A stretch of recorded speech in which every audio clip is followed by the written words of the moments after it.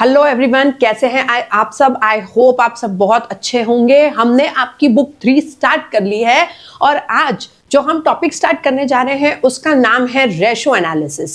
यहाँ पर हमने जो फर्स्ट चैप्टर पढ़ा है, जहां हमने बैलेंस शीट और P&L का स्टेटमेंट देखा है, आज हम उन्हीं सारे एलिमेंट्स को यहाँ पर लेकर आएंगे रेशो के फॉर्मेट में। चले देखें रेशो में हमें क्या क्या पढ़ना है।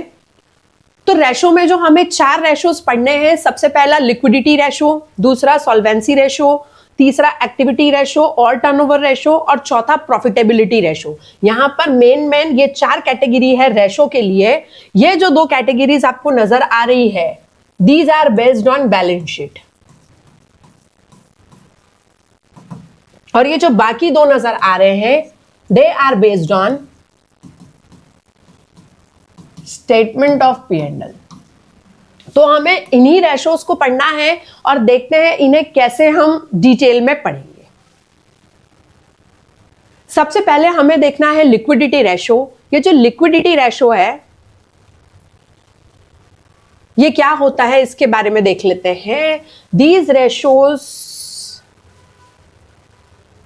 show the ability of the enterprise to meet its short-term financial obligation। ये जो लिक्विडिटी रेशो होते हैं ना, ये बताते हैं कि एंटरप्राइज की एबिलिटी कितनी है अपनी शॉर्ट टर्म फाइनेंशियल ऑब्लिगेशन को मीट करने की। अब शॉर्ट टर्म फाइनेंशियल ऑब्लिगेशन से यहां मतलब होता है करंट लायबिलिटीज।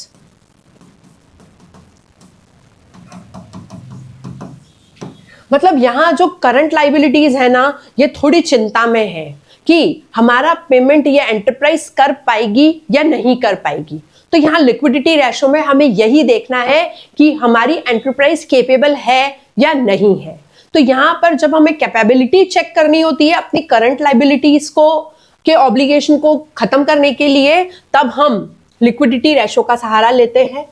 और लिक्विडिटी रेशो में हमें 2 रेशोज पढ़ने हैं। एक हमें पढ़ना है करंट रेशो और दूसरा हमें पढ़ना है क्विक रेशो। क्विक रेशो को हम लिक्विड रेशो भी कहते हैं।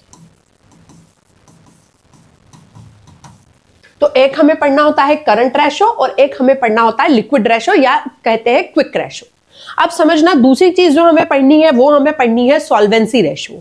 These ratios are calculated to assess long term financial positions of the enterprise. और सॉल्वेंसी का मतलब होता है ability of the enterprise to meet its long term financial obligation, that is liabilities. और ये दोनों ही रेशो बेस्ड है हमारे बैलेंस शीट पे। तो यहां हमें बैलेंस शीट में नजर आने वाले कैरेक्टर्स दिखाई देंगे। ठीक है, सबसे पहले हम इन्हीं दोनों को स्टार्ट करेंगे, लेकिन उससे पहले बाकी 2 रेशोज जो स्टेटमेंट ऑफ P&L पे बेस्ड है उन्हें भी देख लेते हैं, फिर शुरू करते हैं इन दोनों को। ये जो 2 रेशोज नजर आ रहे हैं, एक्टिविटी रेशो या इसे हम टर्नओवर रेशो भी कहते हैं, और दूसरा हमको दिख रहा है प्रॉफिटेबिलिटी रेशो। ये दोनों जो है they are based on statement of P&L, so we will continue it later. इसको हम बाद में देखते हैं। पहले हम शुरुआत करेंगे वहीं से, लिक्विडिटी रेशो और सॉल्वेंसी रेशो से। तो सबसे पहले इनको शुरू करते हैं, और उससे पहले हमें देखना है हमारी बैलेंस शीट का फॉर्मेट। तो सबसे पहले हम अपनी बैलेंस शीट बना लेते हैं।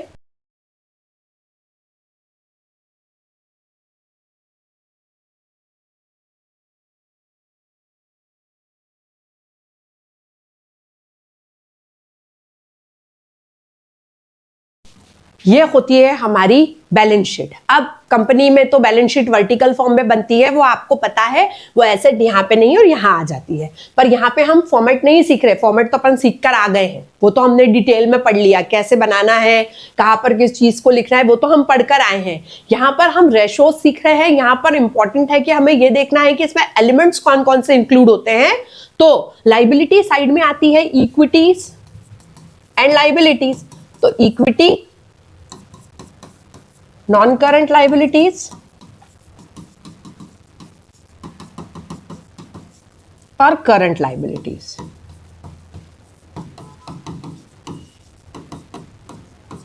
हमें यहां नजर आएगी,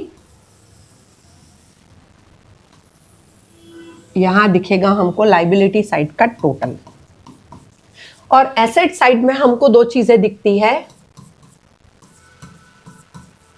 नॉन करंट एसेट्स और करंट एसेट्स।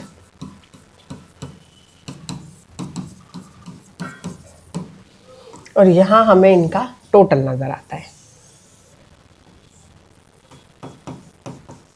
तो कुछ इस तरीके से दिखाई देती है हमें बैलेंस शीट, जिसमें एलिमेंट्स हमें दिखते हैं equity denoted as E, non current liabilities को हम यहां पे कहते हैं डेप्ट। वैसे तो non current liabilities current liabilities दोनों ही डेप्ट है, but with respect to ratio हम नॉन करंट लाइबिलिटीज को कहेंगे डेप्ट, दैट इज डी, और करंट लाइबिलिटीज को हम सीएल ही बोलेंगे। ठीक है, तो equity will be denoted as E, non current liabilities को हम कहेंगे डेप्ट माने डी, और current liability is CL, non current assets और करंट एसेट्स। ये कुछ एलिमेंट्स हैं जो हमको यहां पर नजर आते हैं। इस तरीके से हमारी बैलेंस शीट बनती है। तो इसका एक स्क्रीनशॉट ले लो, फिर आगे बढ़ते हैं। तो यहां हमें सबसे पहले पढ़ना है लिक्विडिटी रेशो। तो सबसे पहले लिक्विडिटी रेशो की ही बात करते हैं। अब लिक्विडिटी रेशो में हमें दो चीजों की जरूरत पड़ेगी। सबसे पहले हम पढ़ेंगे लिक्विडिटी रेशो, और लिक्विडिटी रेशो में बैलेंस शीट के दो ऑब्जेक्ट्स की जरूरत हमको पड़ने वाली है। एक पड़ेगी करंट एसेट्स की, एक पड़ेगी current liability. Prashant sir, loose tools and stores and spares current assets होते हैं ना? यस, करंट एसेट्स है।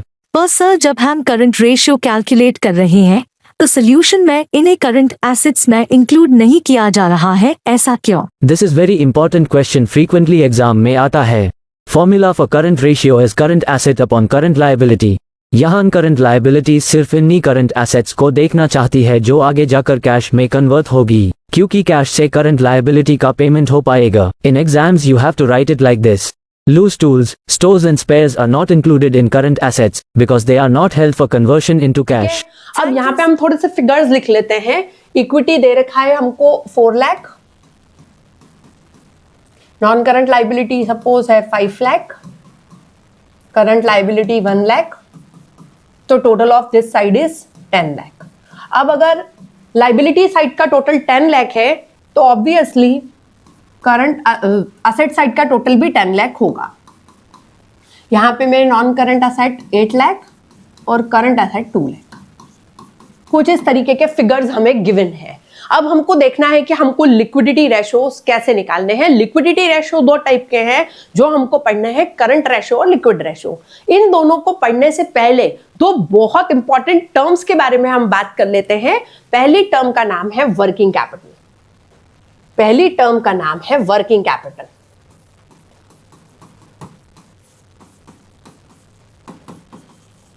और वर्किंग कैपिटल होती है हमारी current assets minus current liability.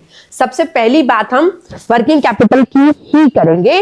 अब जान लेते हैं पहले कि यह वर्किंग कैपिटल क्या होता है। ठीक है, यहां से अगर मैं करंट एसेट और करंट लाइबिलिटी के फिगर भी उठा लूं तो करंट एसेट है मेरी 2 लाख और करंट लाइबिलिटी है मेरी 1 लाख। बस इसी से हमारे लिक्विडिटी रेशोस जो है वो निकल जाएंगे। अब यहाँ पे हम वर्किंग कैपिटल की बात करें तो सबसे पहले समझ लेते हैं कि वर्किंग कैपिटल क्या होता है। आप सपोज कीजिए कि हमें यहाँ इंदौर से दिल्ली जा रहे हैं वुलन्स खरीदने के लिए अपने बिजनेस के लिए, और मेरे पास 1 लाख रुपए है। मैं 1 लाख रुपीस के वुलन खरीदने के लिए दिल्ली जा रही हूँ। मैं यहां से 1 लाख रुपए लेकर दिल्ली पहुंच गई हूं और वहां से मुझे जब वुलन उठाने हैं तो जिसके यहां से मैं वुलन्स परचेज कर रही हूं उन्होंने मुझे कहा कि 1 लाख से क्या होता है, तो दुकान ही नहीं भरेगी। आप एक काम करो, आप ना 5 लाख रुपए का माल उठा लो। ठीक है, तो हमने उनको 1 लाख रुपीस दिए, मतलब हमने अपना 1 लाख रुपए ब्लॉक किया और वहां से हम 5 लाख का माल लेकर आ गए। मतलब मुझे उनको भविष्य में और कितना पैसा देना है, 4 लाख रुपीस देना है। ठीक है, तो ये जो असेट मेरे पास डेवलप हुई है, this current asset is worth rupees 5 lakh, और जो करंट लाइबिलिटी डेवलप हुई है वो हुई है 4 लाख रुपीस की, और मेरा पैसा ब्लॉक हुआ 1 लाख रुपीस का। That is my working capital. तो यहां पर मेरी वर्किंग कैपिटल निकलती है current asset minus current liability करने के बाद। और दूसरी जो इंपॉर्टेंट चीज मुझे समझनी है वो है कि लिक्विड एसेट क्या होती है।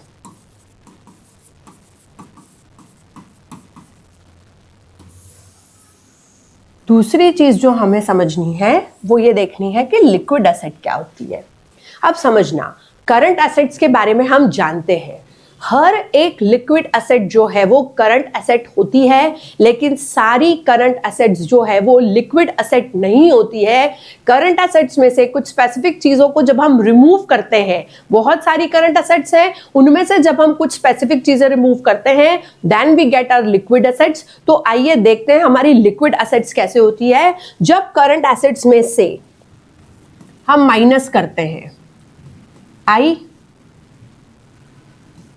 पी और ए को, ऐसे ही याद रखना है। हमारी कोचिंग का नाम FPA, हमको करंट एसेट में से माइनस करना है IPA, then we will get liquid ratio जो है, लिक्विड एसेट जो है वो मिल जाएगी।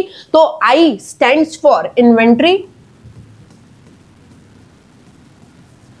इन्वेंट्री को हम लिक्विड एसेट नहीं बोलते हैं, इन्वेंट्री लिक्विड एसेट नहीं है, बिकॉज इन्वेंट्री हर बारी लिक्विड एसेट क्या होती है जो 3 मंथ में कैश में कन्वर्ट हो जाए। अब इन्वेंट्री में ऐसा जरूरी नहीं है कि वो 3 महीने में कैश में कन्वर्ट हो जाएगी, वो पहले बिल्स रिसीवेबल में कन्वर्ट होती है, उसके बाद कैश में कन्वर्ट होती है, तो it may take time.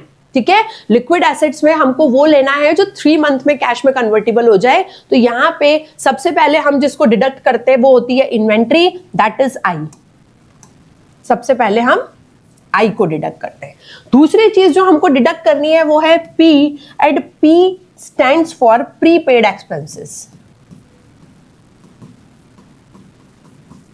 Prepaid expenses क्या होते हैं? सपोज कीजिए हमारे यहाँ कोई एम्प्लॉय काम कर रहा है, उनको हमने कुछ एडवांस दे दिया, ठीक है। अब वो एडवांस के लिए हमें कैश नहीं देंगे वापस, वो उस एडवांस को कैसे सेट करवाएंगे, वो उस एडवांस का सेटलमेंट कैसे करेंगे कि वो काम करते रहेंगे और अपनी सैलरी में से उसको डिडक्ट करवाते जाएंगे, ठीक है। तो प्रीपेड एक्सपेंसेस को भी हम लिक्विड एसेट्स में इंक्लूड नहीं करते हैं। ये करंट एसेट होता है but it is not liquid asset. Liquid asset निकालने के लिए इनको करंट एसेट में से डिडक्ट करना होता है। और तीसरी चीज जो यहां पर हमको डिडक्ट करनी है दैट इज ए।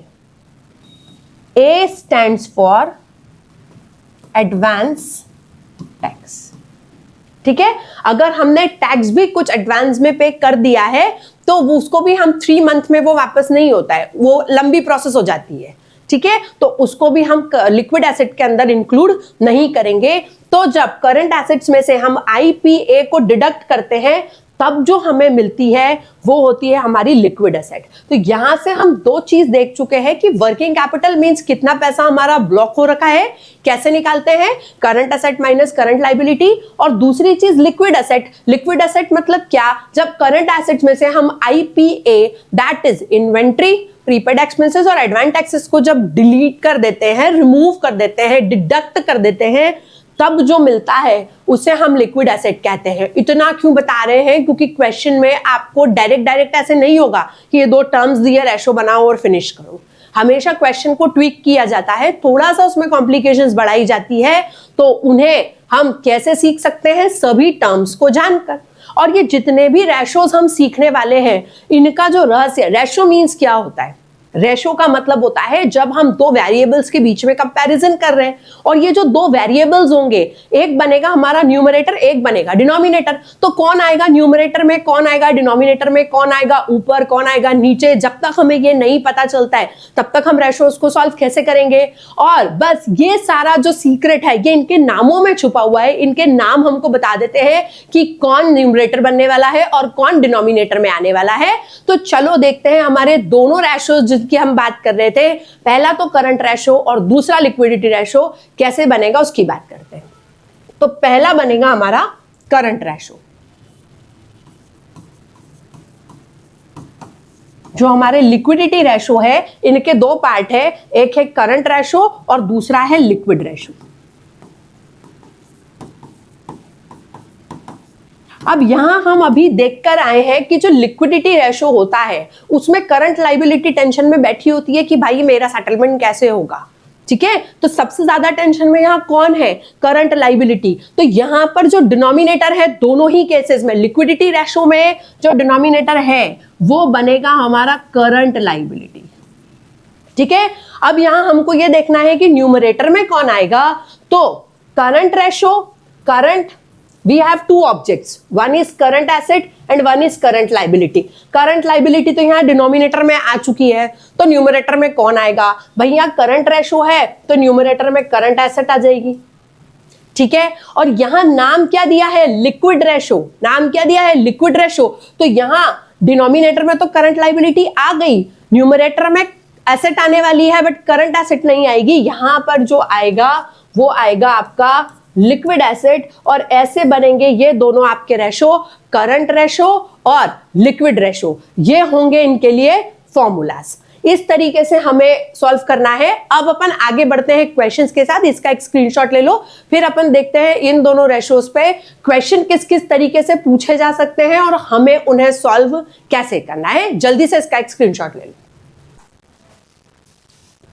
चलो हम आगे बढ़ते हैं और ज्यादा डिटेल में क्वेश्चंस करते हैं लिक्विडिटी रेशोस के लिए, जिसमें हमको करंट रेशो और लिक्विड रेशो निकालना होता है। अब जैसे कि हमने देख लिया है कि यहाँ पर हमें सिर्फ दो चीजों की जरूरत पड़ती है, करंट एसेट्स और करंट लाइबिलिटीज की, ठीक है। अब यहाँ सीधे सीधे ऐसे क्वेश्चन नहीं दिया होता है कि इतना करंट एसेट इतना करंट लाइबिलिटी और चलो करंट रेशो निकाल के बताओ। यहाँ पे क्वेश्चन कैसे दिया जाएगा उसके बारे में बात करते हैं। देखो हमने बैलेंस शीट पढ़ी और हमको पता है कि करंट लाइबिलिटी और करंट एसेट दोनों मेजर हेड होते हैं। अब हमको ये देखना है कि इन मेजर हेड्स के अंदर सब हेड्स क्या क्या लगते हैं। हम एक बार तो पढ़ के आए हैं, अब हम और अच्छे से देख लेते हैं कि इसमें क्या क्या सब हेड होते हैं। अब समझना कि मुझे क्वेश्चन कहाँ से और कैसे कैसे पूछा जाता है। तो अब हमें अर्जुन बनना पड़ेगा और हमारा पूरा का पूरा फोकस जो होगा ना वो सिर्फ दो चीजों पे होगा, जो होगी मेरी करंट एसेट्स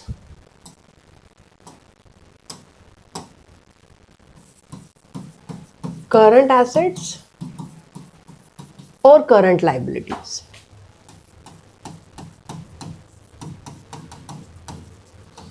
क्योंकि मुझे इन रेशोस को निकालने के लिए बस इन्हीं दो चीजों से काम है। अब जैसे कि आपको याद होगा, करंट लाइबिलिटीज के अंदर 4 सब हेड आते हैं और करंट एसेट्स के अंदर 6 सब हेड आते हैं। पहला तो कोई नहीं भूलता, पहला वाला सबको याद रहता है। और पहला जो हमारा सब हेड होता है वो होता है हमारा करंट इन्वेस्टमेंट। पहला जो सब हेड होता है वो होता है हमारा करंट इन्वेस्टमेंट का। तो सबसे पहले आएंगे करंट इन्वेस्टमेंट। दूसरे वाले पे आता है अकाउंटिंग स्टैंडर्ड 2। अकाउंटिंग स्टैंडर्ड 2 मतलब दूसरे वाला जो आएगा वो होगा हमारा इन्वेंट्री। सबसे पहले आ गया हमारा करंट इन्वेस्टमेंट। करंट इन्वेस्टमेंट के बाद आती है इन्वेंट्री। इन्वेंट्री होती है हमारा अकाउंटिंग स्टैंडर्ड 2। ये तो हमने देख रखा है, हमको पता है। अब इन्वेंट्री हमारे पास है तो हम इन्वेंट्री को बेचेंगे। इन्वेंट्री को बेचेंगे तो यहां पे क्रिएट होंगे अकाउंट्स रिसीवेबल्स। अकाउंट रिसीवेबल्स में दो लोग आते हैं, बिल्स रिसीवेबल्स और डेटर्स।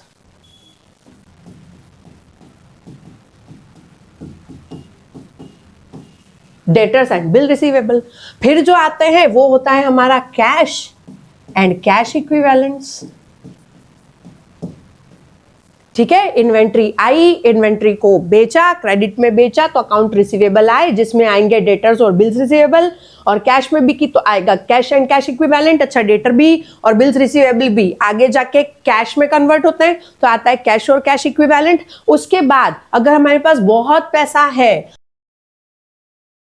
तो आएंगे short term loans and advances, short term loans and advances. और लास्ट आता है हमारा अदर करंट एसेट्स।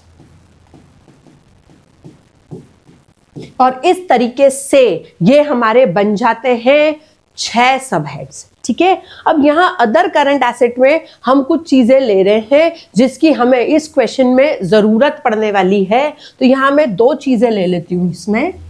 एक मैं ले लूंगी, एक मैं ले लेती हूं प्रीपेड एक्सपेंसेस और एक मैं ले लेती हूं एडवांस टैक्स, ठीक है। और हमको ये पता है कि करंट एसेट्स का टोटल जो है वो हमारा 2 लाख आ रहा था।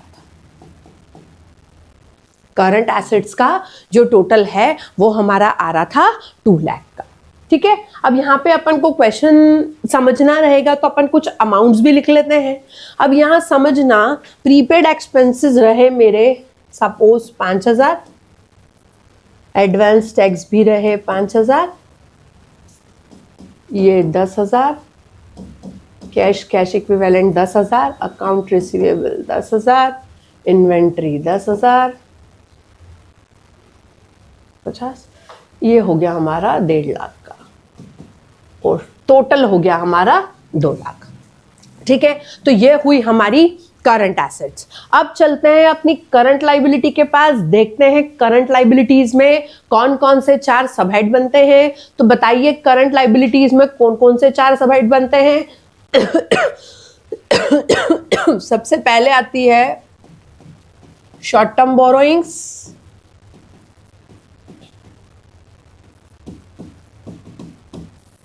सबसे पहले आती है शॉर्ट टर्म बोरोइंग्स, फिर आएंगे हमारे ट्रेड पेएबल,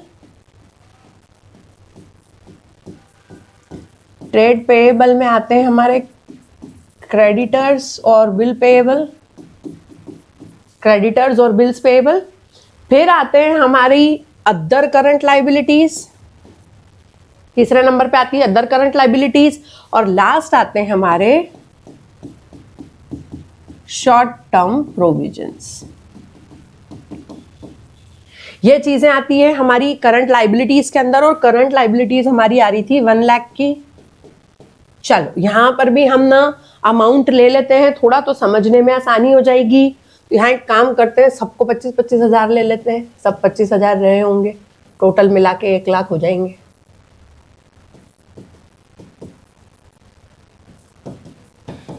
ठीक है, तो ये बैलेंस शीट कुछ इस तरह से दिखती है जब हम डिटेल में देखते हैं करंट एसेट्स और करंट लाइबिलिटीज को। अब यहाँ पर ना हमको 2 चीज निकालने के लिए बोलते हैं।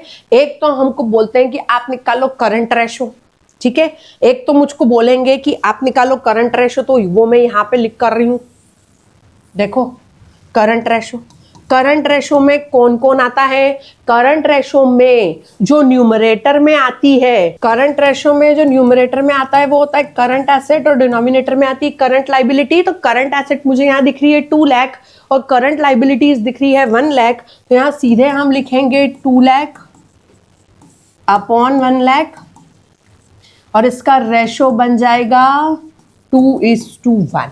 तो यहां से जो हमारा करंट रेशो है वो बन रहा है 2:1 का। अच्छा, 2:1 देख के मुझे और एक इंपॉर्टेंट बात याद आ रही है, आप ध्यान रखिएगा, 1 मार्कर में पूछ लेते हैं। आइडियल करंट रेशो या फिर प्योर करंट रेशो जो होता है ना, वो भी 2:1 ही होता है, ठीक है। तो अगर हमसे पूछ लेते हैं कि आइडियल करंट रेशो कितना होना चाहिए या प्योर करंट रेशो कितना होना चाहिए, तो इट विल बी 2:1। ये हमें ध्यान रखना है, ठीक है। दूसरी चीज जो यहां से हमसे पूछ लेते हैं, वो बोलते हैं लिक्विडिटी रेशो निकालो। अब लिक्विडिटी रेशो निकालना है तो कौन सी बड़ी बात है, अभी निकाल देते हैं अपन लिक्विडिटी रेशो। यहां से मेरे को लिक्विड रेशो निकालना है। अब लिक्विड रेशो कैसे निकलेगा, न्यूमरेटर में आएगी लिक्विड एसेट, नीचे आएगी करंट लाइबिलिटी।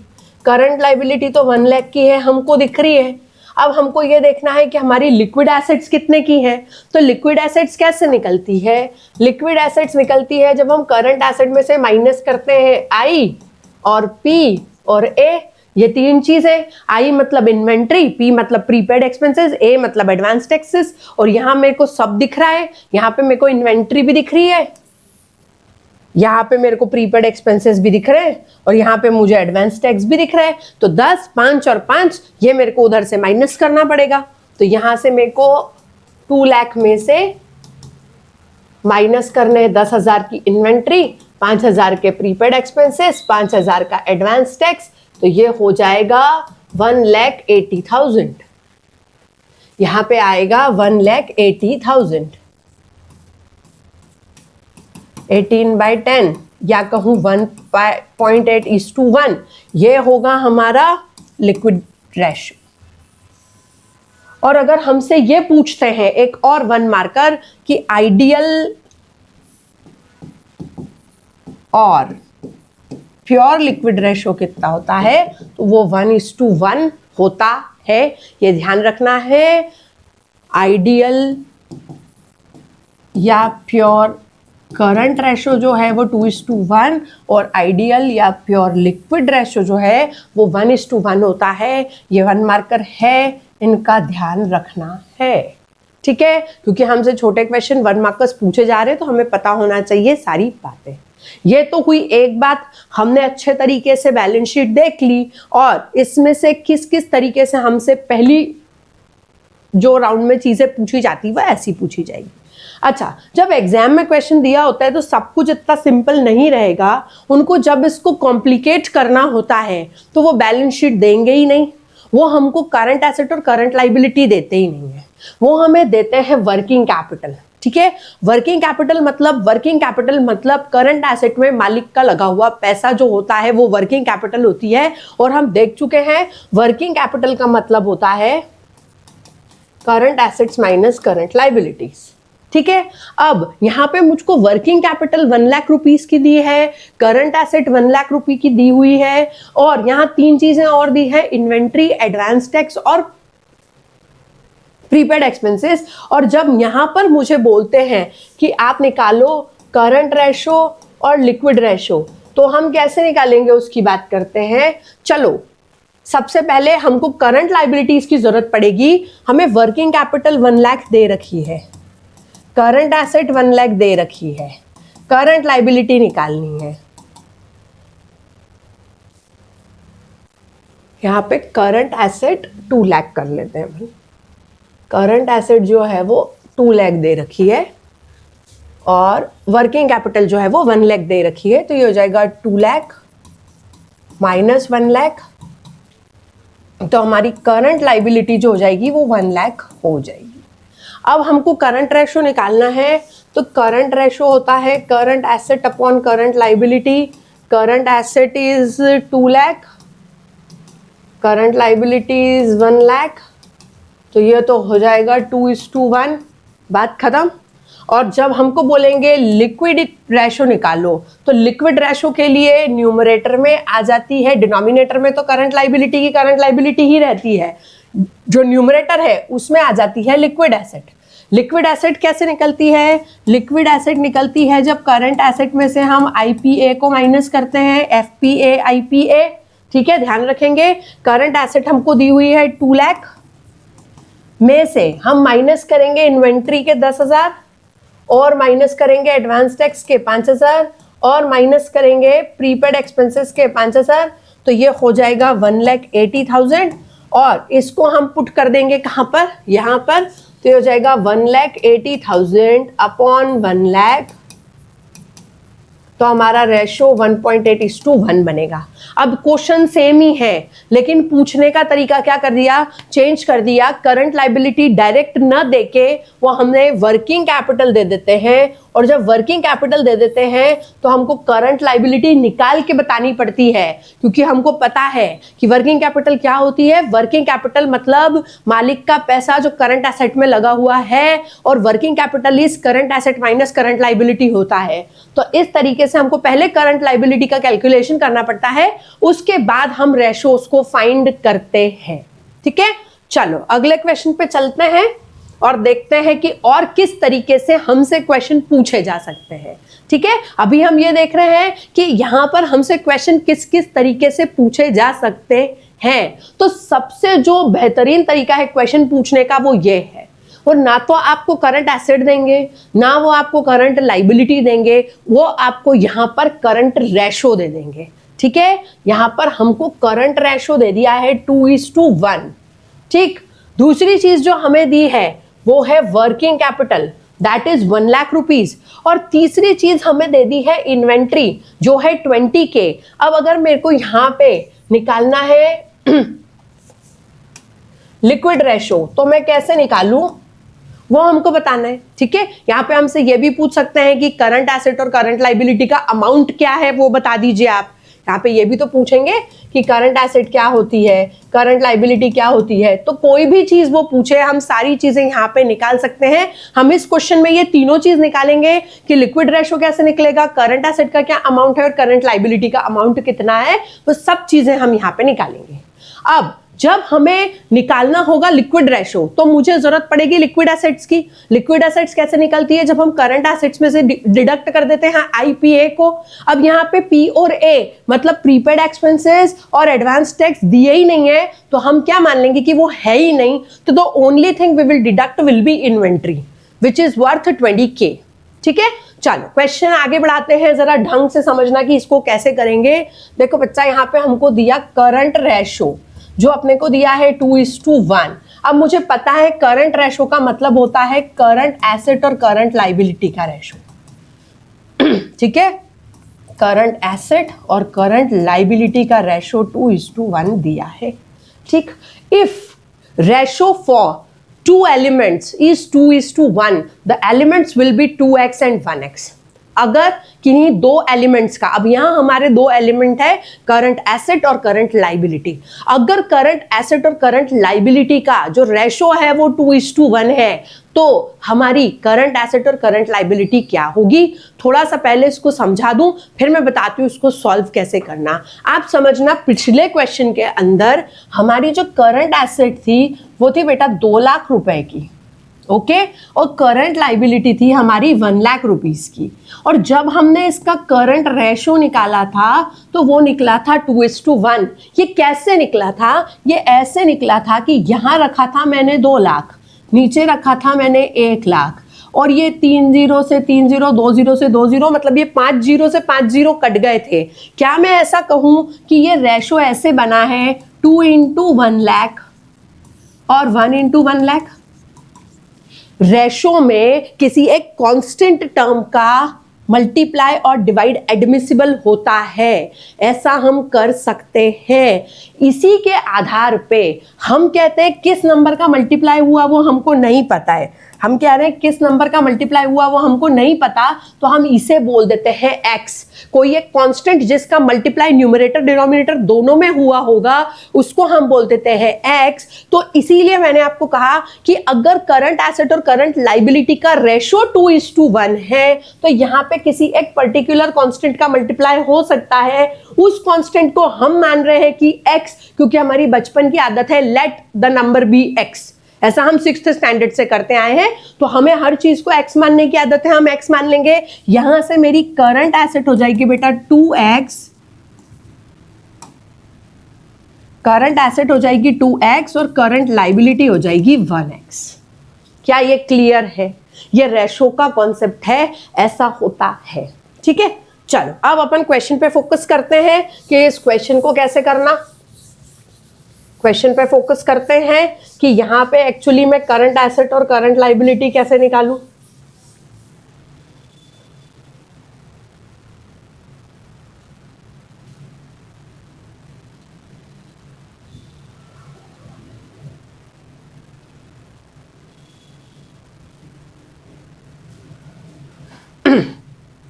अब यहाँ पे जो करंट एसेट है वो है 2x और करंट लाइबिलिटी है 1x, और दूसरी जो एलिमेंट मुझे दी है वो है वर्किंग कैपिटल। और हमको पता है कि वर्किंग कैपिटल होती है current asset minus current liability. Working capital मुझे 1 लाख दी हुई है, करंट एसेट को मैं बोल रही हूँ 2x और करंट लाइबिलिटी को मैं बोल रही हूँ 1x। 2x में से 1x माइनस होते हैं तो 1x बचेगा, और ये हो रहा है 1 लाख, तो यहां से मेरी x की वैल्यू 1 लाख आ रही है।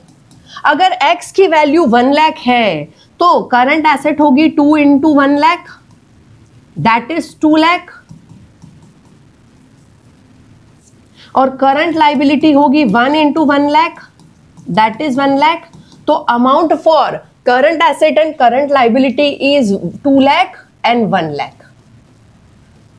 ठीक है, तो ये दो चीज तो मैंने निकाल दी कि करंट एसेट और करंट लाइबिलिटी क्या होती है। और जब हमको ये पता है कि करंट एसेट इतनी और करंट लाइबिलिटी इतनी, उसके बाद तो फिर हम कोई भी चीज निकाल सकते हैं बड़े आसानी से। अगर यहाँ पे मुझे बोलते कि आप लिक्विड रेशो निकालो तो वो निकलता liquid asset upon current liability. Current liability तो हमें दिख रही है 1 लाख की है, और लिक्विड एसेट कैसे निकलती, it will be current asset minus inventory, क्योंकि और कुछ तो दिया नहीं है। तो करंट एसेट है 2 लाख की, इसमें से माइनस हो जाएगी आपकी 20K की इन्वेंट्री, 20,000 की इन्वेंट्री। 2 लाख में से 20,000 को माइनस करते तो आता है 1,80,000। तो ये यहां पर पुट कर देंगे 1,80,000, और आपका जो रेशो है वो होगा 1.8:1। ठीक है, तो इस तरीके से हमसे क्वेश्चन पूछा जा सकता है। डायरेक्ट चीजें गिवन नहीं रहेगी, चीजों को थोड़ा कॉम्प्लिकेट करके देंगे तो भी हमें पता है, अगर हमारा बेसिक क्लियर है तो हम क्वेश्चन आसानी से सॉल्व कर सकते हैं।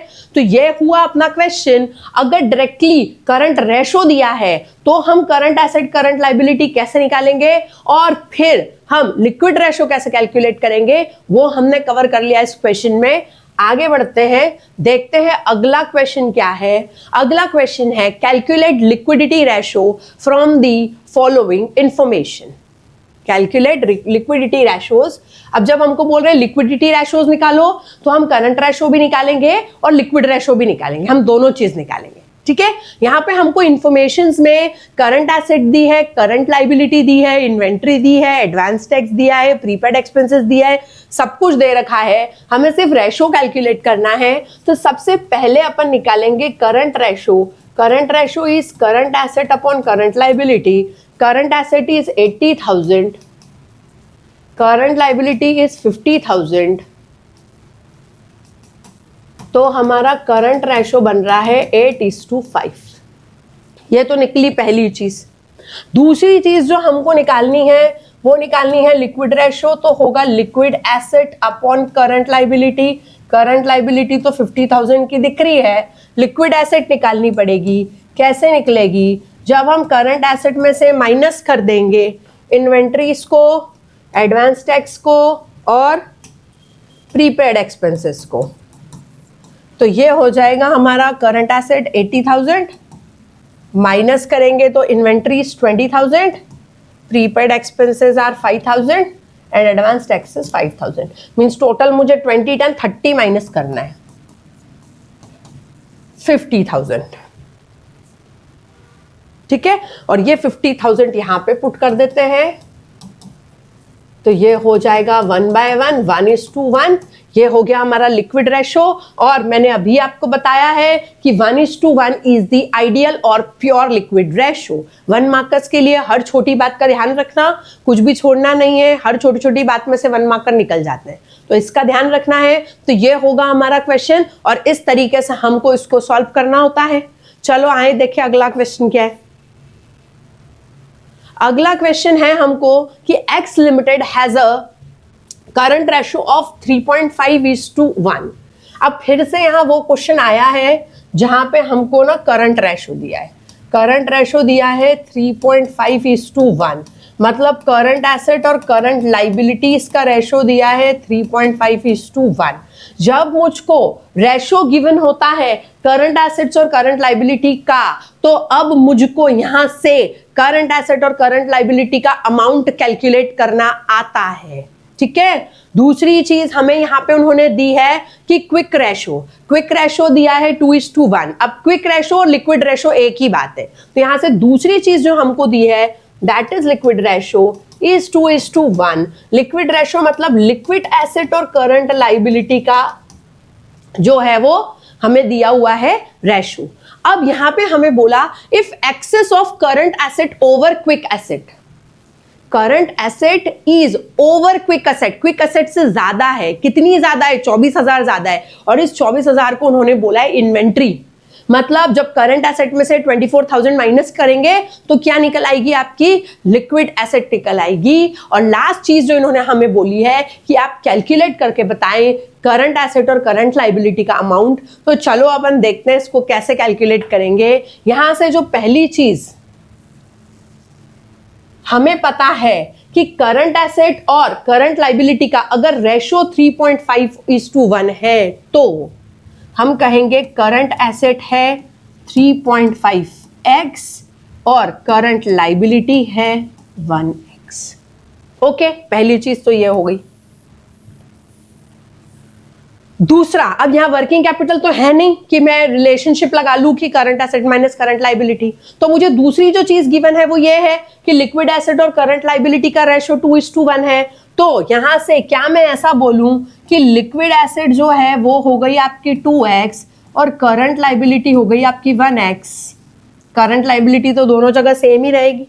फिर एक चीज मुझे बोली है, if the excess of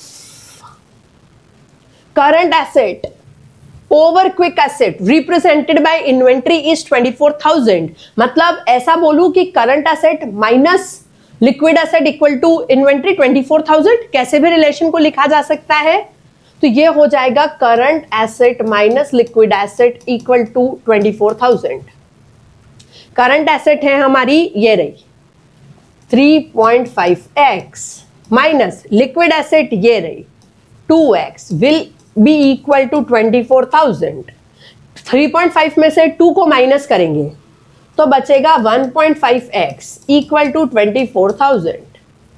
x equal to 24,000 upon 1.5, decimal हटाएंगे यहां पे एक जीरो लगेगा, इट विल बी 240000 अपॉन 15। और जब आप इसको 15 से डिडक्ट करेंगे इट इज 16,000। ये x की वैल्यू जो है ये आ रही है 16,000। अब मुझे बोला कि आप करंट एसेट बताओ, आप करंट लाइबिलिटी बताओ। अच्छा, मुझे कहते हैं लिक्विड एसेट बताओ, तो मैं वो भी बता दूंगी। और साथ में मुझे बोलते कि अगर आपको रेशो निकालना है तो हम सारे रेशो निकाल ही सकते हैं, बट यहाँ रेशो गिवन है और हमसे अमाउंट पूछा है तो क्वेश्चन रिवर्स में पूछा। अब यहां से मैं आपको तीनों चीज कैलकुलेट करके बता देती हूँ। करंट एसेट होगी हमारी, करंट एसेट होगी यहां से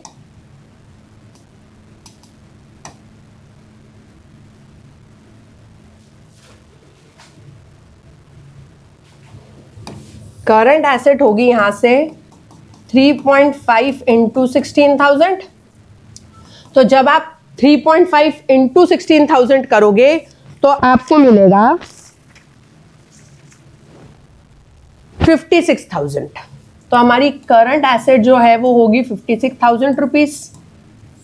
करंट लाइबिलिटी अगर निकालनी है तो करंट लाइबिलिटी इज 1 इंटू 16,000, तो करंट लाइबिलिटी का अमाउंट होगा 16,000 रुपीज। अगर मुझे यहां से कहते हैं लिक्विड एसेट भी निकाल के बता दो, तो दो तरीके हैं कि मैं करंट एसेट 56,000 में से 24 को माइनस कर दूं तब भी लिक्विड एसेट आ जाएगी। नहीं, मेरे को डायरेक्ट करना है तो भी मैं 2 इंटू 16,000 कर दूं तो भी काम हो जाएगा। तो जैसा क्वेश्चन दिया है उस तरीके से हम सॉल्व करके चीजें निकाल सकते हैं। बस ध्यान रखना ये रेशो वाला कॉन्सेप्ट ये बहुत इंपॉर्टेंट है। यही वो टफेस्ट लेवल है क्वेश्चन का जो यहाँ पर पूछा जा सकता है। ठीक है, तो आज की ये क्लास हम यहीं खत्म करते हैं। कल फिर मिलेंगे आगे के क्वेश्चन के साथ। Till then good bye.